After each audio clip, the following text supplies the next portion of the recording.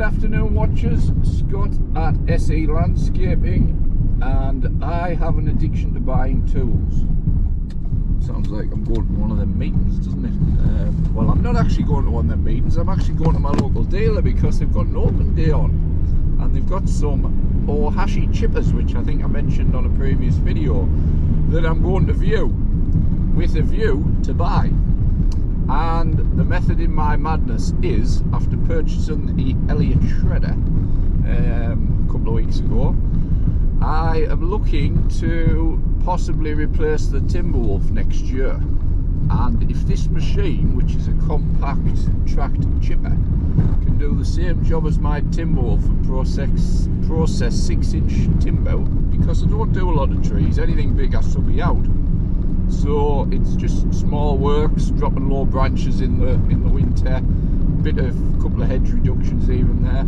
So my Timberwolf doesn't get that much work, but if I can replace it with a smaller machine that goes in the back of the van and cutting down on towing the Timberwolf around, because it comes back to what I said before, safety and everything. You can't just park the van up with the Timberwolf on the back and go to the shop, or if you've got a meeting you can't just park it up and go into a meeting or things like that, because the Timberwolf would be gone, poof, vanished into thin air. So that's what happens with equipment, which I'll come on to in a minute, because I found out a bit of a fact from the police a couple of weeks ago. And basically what I'm thinking is this Ohashi chipper would go in the back of the van, and possibly go in the back of the van as well as the shredder at the same time. So like I say, we'll go to the local dealer and have a look.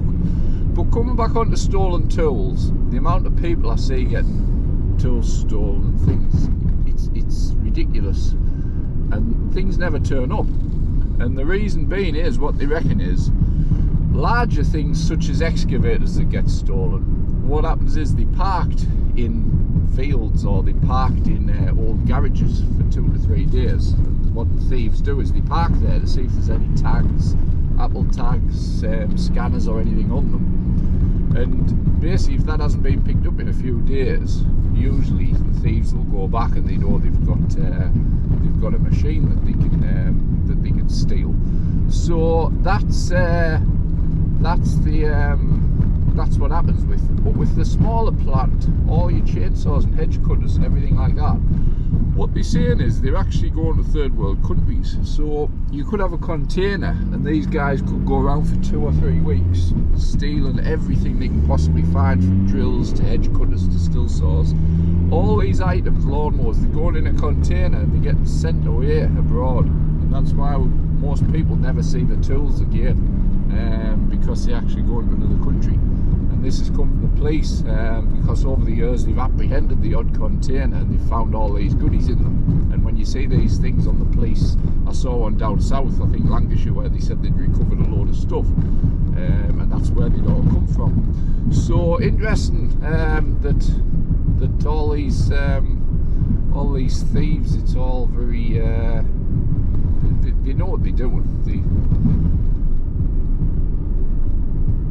That all these items are getting pinched and things like that, and obviously it's a specialist operation, and if they're filling a container with 1,000 or 2,000 items and then selling it off as a bulk purchase to some unscrupulous foreigner, then that's why nobody ever finds the tools again. So interesting point.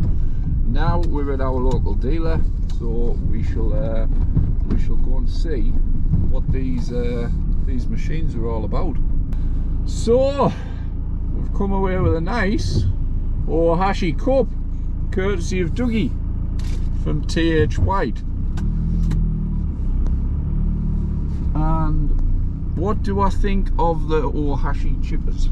Well, if I just stop here a minute while I'm reversing, I can pull this out just to give you an idea. So we have everything from 3 to 4 to 5 to 6 inch. So you have sort of the shredder thing that'll sort of, what he said is that's the smaller ones are things to rival my Elite that I've just bought. Yes, they are a lot cheaper, so Elite have a very good name and they've been in the UK a long time, so people will buy them. These are cheaper. They obviously need to get them out there to sell them now, and the price point on them is good. The 6-inch one, there's some tree surgeons I've just been chatting to there who were there before me, who brought some really thick stuff. There's one tree surgeon who I had a chat with who has a Timberwolf bigger than mine, and all he said was this machine won't feed as fast as a Timberwolf, but he's quite impressed that it'll take the stuff through and do a good job, and the benefit is you're not torn it and everything, which is what was in my mind before I arrived here, and the tree surgeons backed it up. And obviously these lads do it every day, they know what they're talking about, so if it's ticking the boxes for people who do this, not just me who does tree surgery sort of probably 20 days a year, these guys are some people who do it probably every day, 300 days a year. So it was good to get other people's feedback as well as seeing the machine in action. A little bit of footage here.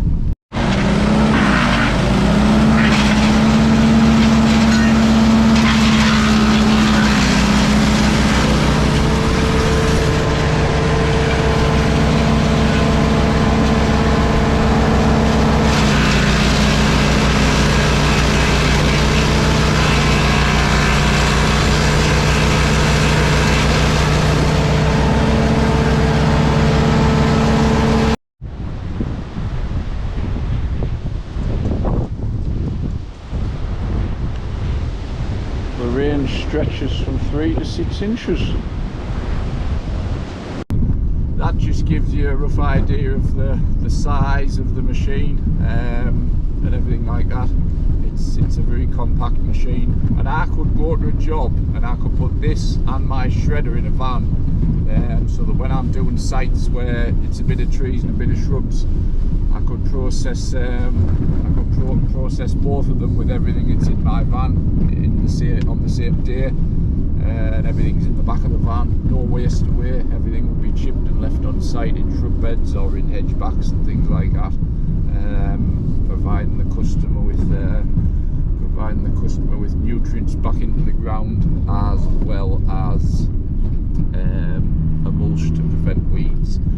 What I will say with trees and everything like that sometimes people, I've noticed on YouTube as well, people who do hedges and shredding and stuff, sometimes there'll be dead diseased hedges, dead diseased shrubs with coral spot and things. You don't want to be firing that back into hedges. You do need to still take that away, and that needs to be burnt and stuff, because if you're in a customer's garden and there's a bit of coral spot or something like that and you're firing it back in, you're just going to spread that disease. And that's just one example of many diseases and things like that. So be careful what you are chipping. Just check stuff over first of what you are leaving on site, because you don't want to make one problem a whole lot worse. But coming back to the machine, price point and everything is where I thought it would be. I'm reliably informed that because my Timberwolf's increased in price, if I got a service on it, I could probably sell it for a similar price that I purchased it for. So that would mean that I would only have to find a few £1,000 and I would have a brand new chipper. So will I invest in the Ohashi? That is the question everybody's asking. From what I've seen on that on the short visit there, probably would. So that could be, obviously this year's budget's more or less been smashed with waiting on this TCA and what I've already spent with the purchases from Soltex.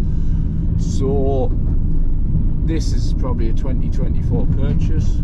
I'll probably run the Timberwolf through the winter of 2023 and then look next year of getting it serviced, and the Ohashi could be one of my next investments for 2024's budget, because I do think these small machines are getting better and better. The in-feed and everything on it, one was very good. You can run the blades for roughly 300 hours and then turn them round, so you're getting quite good. Heck, I think I could have my Timberwolf for 10 years and I don't think I put 300 hours on it.